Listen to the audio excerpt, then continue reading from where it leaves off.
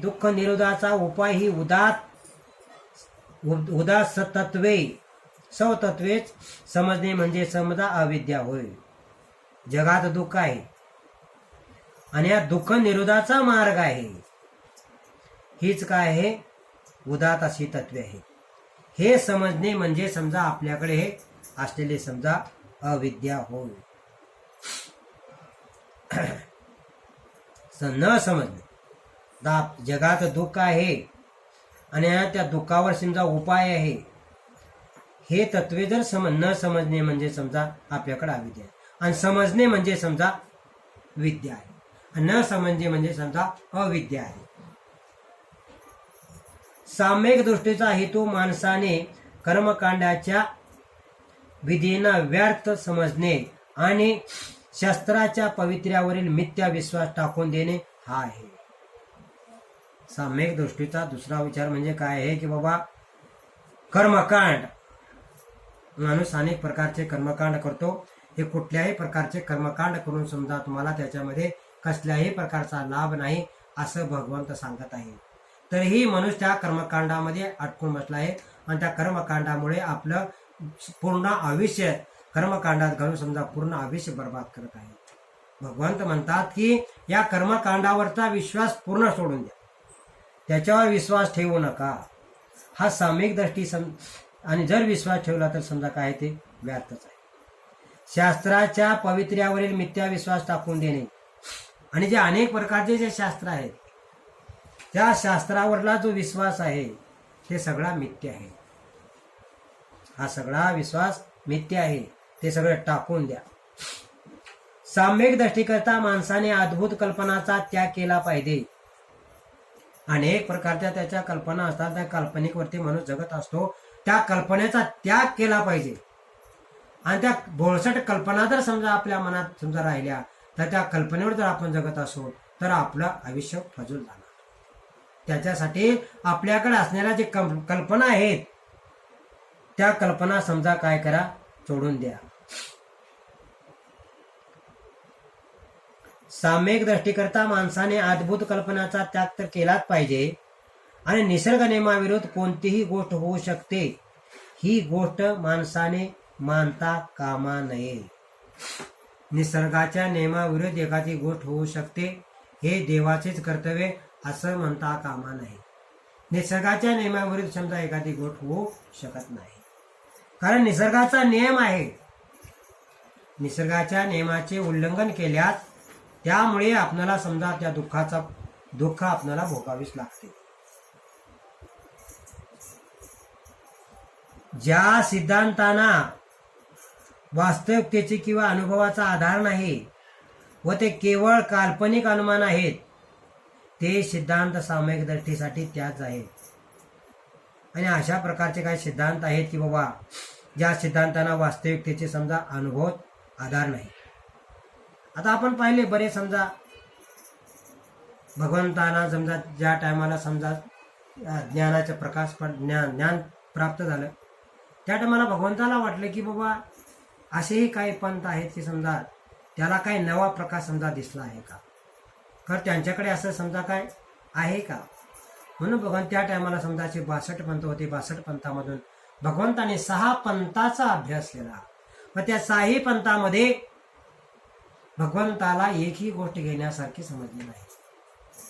म्हणून भगवंताने काय केले ते नाकारून टाकले. फक्त भगवंताने काय मान्य केलं की बाबा या जगामध्ये दुःख आहे आणि दुःख आहे आणि या दुःखावर मात करता येते, या दुःखावरती सुद्धा उपाय आहे हे भगवंताने सांगितले. तर साम्यक दृष्टी समजा भगवंताची आर्य अष्टांगिक मार्गामध्ये जे साम्यक दृष्टी आहे आर्य 8 म्हणजे 8 मार्ग आहे. आणि 8 मार्गामध्ये सुद्धा ते सांगत आहेत की भगवंत काय सांगतात की बाबा ज्या सिद्धांतांना वास्तविकतेची किंवा अनुभवाचा आधार नाही त्यांना केवळ काल्पनिक अनुमाने आहेत. या काल्पनिक जेमचा सिद्धांत आहेत काल्पनिक या अनुमानाला समजा बिलकुल थारा देऊ नका. या काल्पनिक अनुमानावरती समजा जगून पूर्व काळातले आपले जे लोक आहेत समजा त्याचं आयुष्य बर्बाद होऊन गेले. म्हणून भगवंताने सांगितले की काल्पनिक अनुमानतेवरील विश्वास ठेवू नका. कोणत्याही गोष्टीला समजा आधार, सत्याचा आधार पाहिजे, काल्पनिक आधारावर विश्वास ठेवू नका. भगवंताचा धर्म काय आहे? सत्य हे परिणामकारक सत्य पाहिजे.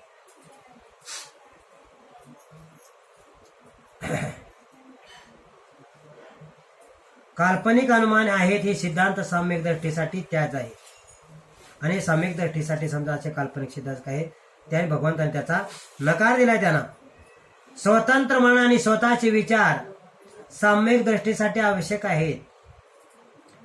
आपल्याकडे मन आहे, आणि त्या मनाने आपण विचार करू शकतो. सम्यक दृष्टीसाठी ते आवश्यक आहे. सम्यक दृष्टीसाठी त्याच्यासाठी मन कसं पाहिजे? आपलं मन सम्यक पाहिजे. आपलं मन जर सम्यक असेल म्हणजे सदाचारने असेल आणि आपल्या मनाला जर चांगले संस्कार झालेले असतील, सदाचारी जीवन जगत असेल, तर तो विचार त्याचे साम्यक होतात. आणि साम्यक विचाराने समजा स्वतंत्र विचार म्हणजे आपलं मन आहे, आणि त्या दृष्टीसाठी समजा ते आवश्यक आहे. त्याच्यासाठी साम्यक दृष्टी असली पाहिजे. म्हणजे स्वतंत्र मन आणि तुमचे स्वतंत्र विचार या साम्यक दृष्टीने समजा तुम्ही जाणू शकता. प्रत्येक माणसाला काही ध्येय, आकांक्षा आणि आकांक्षा असतात. प्रत्येक माणसाला ध्येय आणि आकांक्षा आणि काही महत्वाकांक्षा असतात. आकांक्षा तर असतात, पण काही काही महत्वाच्या अशा आकांक्षा असतात. असे ध्येय, आकांक्षा आणि महत्वाकांक्षा ही उदात्त आणि प्रशंसनीय असावी. ती कशी असली पाहिजे? समजा प्रशंसनीय असली पाहिजेत. त्या आकांक्षा कशा असल्या पाहिजेत? महत्वाच्या आकांक्षा ही कशा असल्या पाहिजेत? उदात्त आणि प्रशंसनीय असले पाहिजे. उदात्त म्हणजे त्याच्या कसल्याही प्रकारचा त्यामध्ये भ्रम नसला पाहिजे. उदात्त आणि महत्वाकांक्षा असल्या पाहिजे. आकांक्षा आणि महत्वाकांक्षा ही उदात्त आणि प्रशंसनीय असावी. ती क्षुद्र आणि अयोग्य नसावी. ती क्षुद्र म्हणजे एकदम खालच्या दर्जाची नसावी. क्षुद्र आणि अयोग्य, ते अयोग्य नसावी, योग्य असावी. महत्वाकांक्षा कशी असली पाहिजे? एकदम खालच्या दर्जाची नसावी आणि योग्य असावी, अयोग्य नसावी, असं भगवंतानं सांगितले. हा साम्यक संकल्पाचा आशय आहे. हाच काय आहे? साम्यक संकल्पाचा आशय आहे. साम्यक दृष्टी आणि साम्यक संकल्प. साम्यक संकल्पाचा आशय कोणता आहे? तर आपल्याकडे समजा अशा प्रकारची प्रशासन असावी, महत्वाकांक्षा असावी की ती क्षुद्र नसावी, क्षुद्र आणि अयोग्य नसावी. हाच काय आहे? साम्यक संकल्प आहे. आता साम्यक वाचा पुढील प्रमाणे शिकवण देते. साम्यक दृष्टी, साम्यक वाचा आणि साम्यक संकल्पाने साम्यक वाचा. आता आपण पाहिले साम्यक दृष्टी, साम्यक संकल्पाने साम्यक वाचा. आता आपण काय पाहतो? तिसरी साम्यक वाचा. पुढील प्रमाणे शिकवण देते. माणसाने जे सत्य असेल तेच बोलावे. साम्यक वाचा म्हणजे आपली वाचा कसा असली पाहिजे? सम्यक म्हणजे सत्य. जे सत्य असेल तेच बोलावे. असत्य बोलू नये. माणसाने दुसऱ्याविषयी वाईट बोलू नये. ठीक आहे? साम्यक वाचा. माणसाने दुसऱ्याची निंदा नालिष्टी करण्यापासून परावृत्त व्हावे. साम्यक वाचा. माणसाने आपल्या लोकाविषयी रागाची किंवा शिवीगाळाची भाषा करू नये. साम्यक वाचा. माणसाने सर्वांशी आपुलकीची व सौजन्याने बोलावे. आपुलकीची आणि सौजन्याने बोलावे. साम्यक वाचा. माणसाने अर्थहीन मूर्खपणाची बडबड करू नये. त्याचे बोलणे समंजसपणाचे मुद्देसूद असावे. माणसाने जे समजा जे बोलतात त्याचे मूर्खपणाचे नसावे आणि व्यर्थ बडबड करू नये. त्याचे बोलणे कसे असले पाहिजे? व्यर्थ बडबड करू नये, तर कशाचे अर्थहीन असे बोलू नये, तर मुद्दे सुद असावे बोलणे. त्यांचं बोलणे कसं मुद्दे सुद्धा असावे, लोकाला समजेल असावे, आणि त्याच्यात काय सौजन्यता असली पाहिजे. हे साम्यक दृष्टी. सर्वासी आपुलकीचे नाते, सौजन्याचे नाते, हे साम्यक वाचा आहे. मी सांगितल्याप्रमाणे साम्यक वाचेचे पालन करणे हे कोणाच्या भीतीमुळे किंवा पक्षपाताने होता कामा नये. आणि ह्या गोष्टी करत असताना एखाद्याने दबा टाकला म्हणून करायचं नाही, किंवा बाबा आमच्या पक्षाचं काम आहे म्हणून करायचं नाही, तर आपल्या मनातून असं उत्पन्न झालं पाहिजे की बाबा मी सत्य बोलेन, खोटं बोलणार नाही. इतराशी समजा मूर्खपणाची व्यर्थ बडबड करणार नाही, आणि मुद्दे सुदच बोले, व्यर्थ बोलणार नाही, असं आपल्या हे मनातून उत्पन्न झालं पाहिजे. एखाद्याने तुम्हाला जबरदस्ती केली, हे सत्यच बोल, असं नाही, तर तुमच्या स्वतःच्या मनातून उत्पन्न झालं पाहिजे की मी सत्य बोलन, खोटं बोलणार नाही, चाडी चुगली करणार नाही, निंदा नालिस्ती कोणाची करत बसणार नाही, आणि कोणाला करही मग सांगणार नाही. अशा प्रकारचं काय साम्यक वाचा आहे. अशा प्रकारचे साम्यक वाचेचं जीवन लागेल. व पक्षपातानं समजा मी असं करणार नाही, तर माझ्या मनातून अशा प्रकारची भावना असली पाहिजे, असं भगवंत या ठिकाणी ह्या 5 परिवर्तकाला आपल्या प्रवचनामध्ये सांगत आहेत. साम्यक वाचेमुळे काय तोटा होईल किंवा आपल्या कृतीविषयी आपल्या वरिष्ठाला काय वाटेल याचा साम्यक वाचेशी एक किंचितही संबंध असता कामा नये. आपल्या या साम्यक वाचेमुळे एखाद्याला त्रास वाटेल का चांगलं वाटेल याच्यासाठी समजा म्हणायचं नाही, तर मी अशा प्रकारच्या समजा जे साम्यक वाचा, हे साम्यक वाचाच्या नियमाप्रमाणे समजा बोलेन, असं समजा तुमच्या स्वतःच्या मनातून हृदयातून करून तुम्ही जर राहिला, तर तुम्हाला ते साम्यक वाचा आणि ते साम्यक नियमाचं तुम्ही पालन कराल असं होईल. वरिष्ठाच्या आज्ञा किंवा वैयक्तिक फायदा हे साम्यक वाचेचे प्रमाण नाही. हे साम्यक वाचे काय वरिष्ठाची आज्ञा म्हणून नव्हे, किंवा काही एखादा फायदा म्हणून नव्हे, किंवा हे साम्यक वाचेचे काय प्रमाण नाही. साम्यक क्रमांत, आता काय पाहूया साम्यक क्रमांत. साम्यक क्रमांत हे योग्य वर्तनाची शिकवण देते. साम्यक क्रमांत म्हणजे साम्यक प्रयत्न. साम्यक क्रमांत म्हणजे ना साम्यक प्रयत्न म्हणजे समजा हे साम्यक क्रमांत काय करते, तर योग्य वर्तनाचे आपल्याला शिकवण देते. हे साम्यक क्रमांत आहे. दुसऱ्याची भावना आणि त्याचे हक्क याचा मान राखून प्रत्येक कृती करावी अशी याची शिकवण आहे. कोण आहे, हे साम्यक क्रमांत आहे. दुसऱ्याचा मान राखणे, इतराशी बोलताविषयी विचार करून बोलणे, आणि मान राखून आणि प्रत्येक कृती करत असताना त्या कृतीमध्ये समजा आपली सच्चेता असणे, हे काय आहे साम्यक क्रमांत आहे. साम्यक क्रमांताचे प्रमाण कोणते, आता प्रमाण सांगितले का, जीवनाच्या मूलभूत नियमाची सुसंगत असे वर्तन हे त्याचे प्रमाण होईल.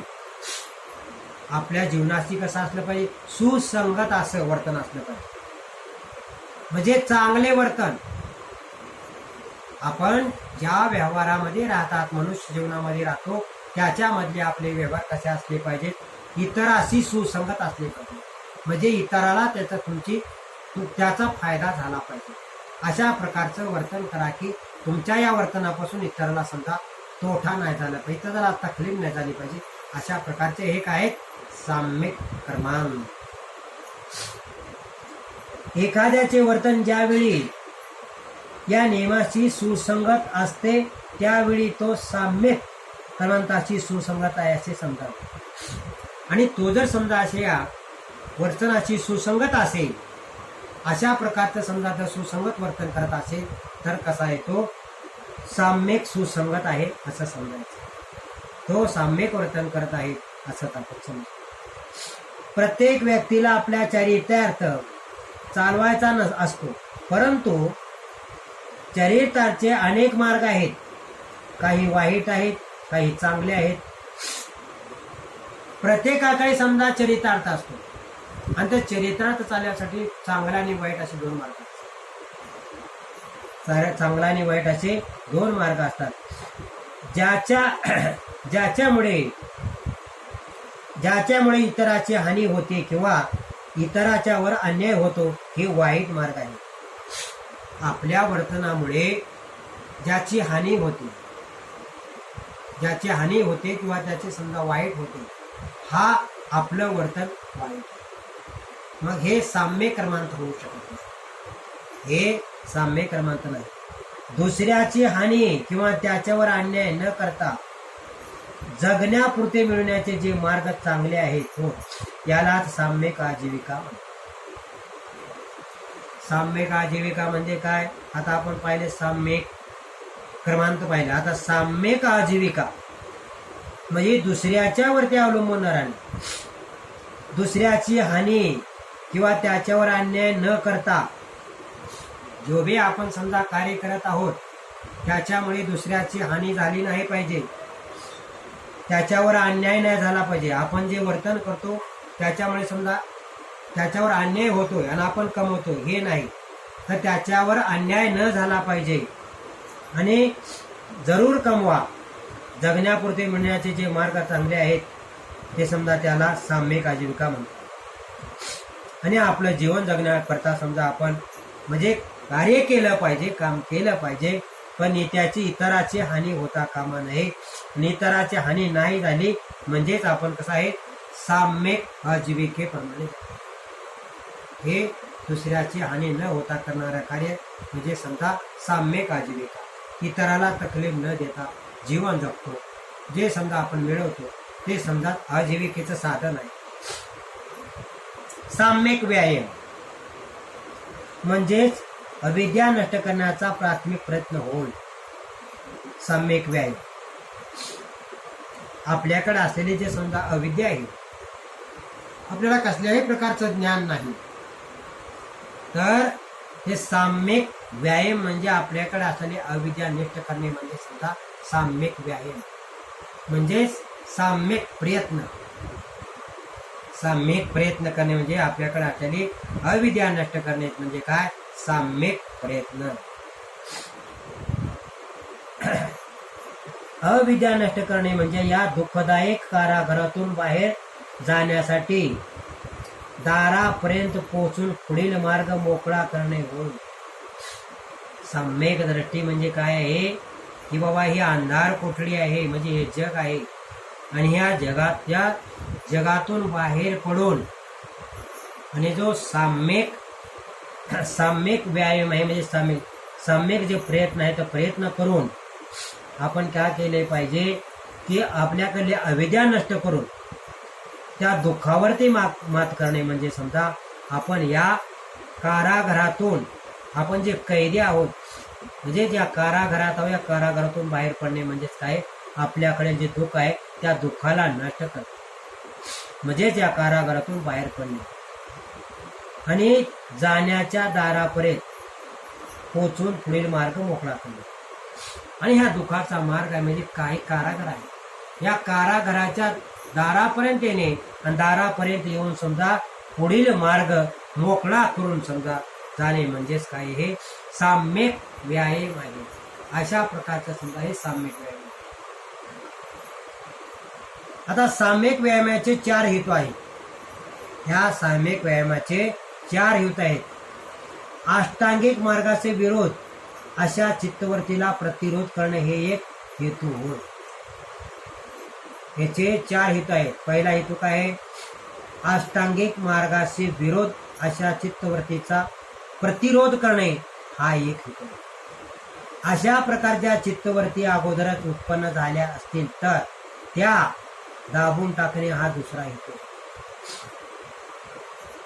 जर आपल्याकडे समजा अशा प्रकारच्या चित्तवृत्ती उत्पन्न, चित्त म्हणजे आपल्या मनातून जर अशा उत्पन्न झाले असतील तर समजा त्याला दाबून टाकणे हा दुसरा हेतू आहे. हे कुणाचा आहे? हे साम्यक व्यायामाचे आहे. साम्यक व्यायामाचे हेतू आहे ते. अष्टांग मार्गाला आवश्यक अशा चित्तवृत्ती उत्पन्न करण्यात माणसाला साम्यक सहाय्य करणे हा तिसरा हेतू. आणि साम्यक व्यायामाचा तिसरा मार्ग म्हणजे काय आहे? आवश्यक अशा चित्तवृत्ती म्हणजे आपल्या मनात समजा आपल्या चित्तातून मनातून असं उत्पन्न झालं पाहिजे की समजा ते आपणाला चांगल्या गोष्टीचे सहाय्य झाले पाहिजे. चांगल्या गोष्टी समजा सहाय्य झाले म्हणजे आपल्या चित्तातून चांगल्या गोष्टी उत्पन्न झाल्या. अशा प्रकारच्या चित्तवृत्ती अगोदरच अस्तित्वात आल्या असतील त्याची वाढ आणि विकास करणे हा चौथा आहे.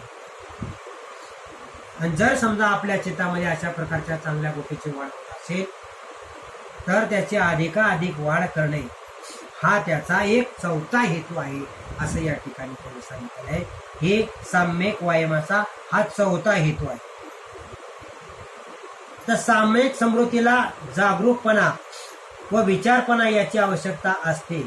याची सतत जागृती हा त्याचा अर्थ होय. साम्यक समृद्धी. आता आपण का पाहिलं? साम्यक व्यायाम पाहिलं. आता काय आहे? साम्यक समृद्धी. साम्यक समृद्धी म्हणजे समजा आठवण नसून याचा अर्थ काय आहे की जागरूकता. म्हणजे समजा साम्यक समृद्धी म्हणजे ना नेहमी सतत जागृत असणे. यालाच काय म्हणलेलं आहे? साम्यक समृद्धी. जागरूकपणा विचारीपणा याची आवश्यकता असते. मनाची सतत जागृती हा त्याचा अर्थ होतो. मनाची सतत जागृती हा त्याचा अर्थ आहे. म्हणजे एखादं समजा आपलं कोणतं समजा कार्य करत असताना आपल्या हातून हे कार्य बरोबर होत आहे का नाही हे आपल्या लक्षात आलं पाहिजे. तर आपल्या हातून जर एखादं कार्य चांगलं होत असेल तर समजा हे चांगलं होत आहे आणि एखादं कार्य आपल्या हातून समजा वाईट होत असेल तर आपल्या हातून हे वाईट होत आहे. याच्यावर आळा घालणे आणि ते कार्य न करणे म्हणजेच ते कार्य न करणे हे म्हणजेच जागरूकता. तुमच्याकडे अशा प्रकारची जागरूकता आहे की बाबा हे चांगलं आहे हे वाईट, तेव्हा आपण चांगलंच करावं, वाईट करू नये. अशा प्रकारची जागरूकता तुमच्याकडे असणं म्हणजे त्याला काय म्हणजे साम्यक समृद्धी. दुष्ट वासनावर मनाचा पारा ठेवणे. आणि मन जे आहे एवढं चंचल आहे त्या मनाला भगवंतानी माकडाची उपमा दिली. माकडी जर समजा एका झाडावर असेल तर त्या एका झाडाच्या फांदीवर न बसून जाता या फांदीहून त्या फांदीवर, त्या फांदीहून ह्या फांदीवर असं उड्यात मारत राहतात.